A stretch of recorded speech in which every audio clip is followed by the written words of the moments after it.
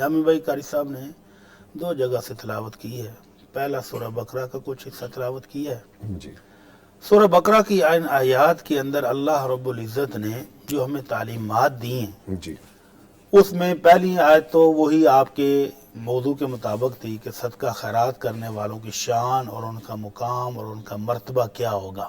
جی تو اللہ رب العزت فرماتے ہیں جو میری رضا کے لیے، میری جنت پانے کے لیے، مجھے راضی کرنے کے لیے دن اور رات کبھی خفیہ چھپا کے اور کبھی اعلانیہ صدقہ خیرات کرتے ہیں، ان کا اجر و ثواب ان کے رب کے پاس ثابت ہو گیا ہے. اور وہ خوش نصیب ایسے ہیں کہ کل قیامت کو ان کو کوئی ڈر، کوئی خوف، کوئی روب، کوئی دہشت نہیں ہوگی، پرسکون ہوں گے اور جنت ان کا مقام ہوگا، ہمیشہ ان میں موجیں کریں گے. اس کے مقابلے میں جو مسلمانوں کی خیر خواہی نہیں کرتے، مسلمانوں کو صدقہ خیرات دینے کے بجائے سود کے بہانے ان کا مال لوٹتے ہیں، ان کا خون نچوڑتے ہیں، خون چوستے ہیں، وہ بد نصیب کہاں جائیں گے؟ وہ تو قیامت والے دن بھرے مجمع میں سیدھے کھڑے بھی نہیں ہو سکیں گے، ایسے گریں گے جیسے دنیا میں مرگی کا مریض گرتا ہے، اللہ اکبر. جس کو جن چمٹا ہو اور وہ کھڑا بھی نہ ہونے دے، منہ سے جاگ نکل رہی ہے، اعضاء اکڑ گئے ہیں، ہاتھ پاؤں ٹیڑھے ہو گئے ہیں، ایسی حالت ہوگی ان کی. تو بڑے مجمع میں سب کے سامنے وہ ذلیل و خوار ہو رہے ہوں گے کہ یہ سود خور ہے.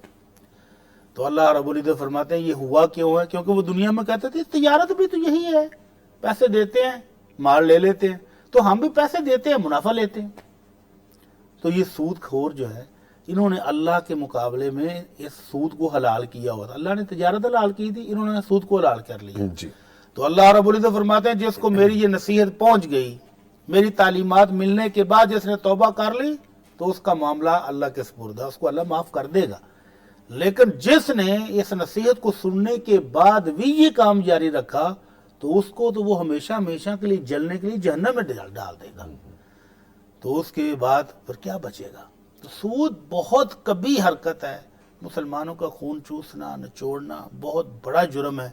اللہ کے نبی صلی اللہ علیہ وسلم فرماتے اگر گناہ کا حساب لگانا چاہو تو 1 درہم سود کا 36 بار بدکاری کرنے سے بھی بدتر ہے.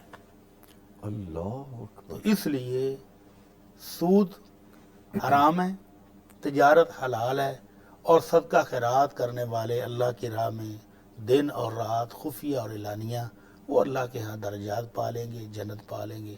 اللہ ہم سب کو خوش نصیبوں میں شامل فرمائے. آمین یا رب.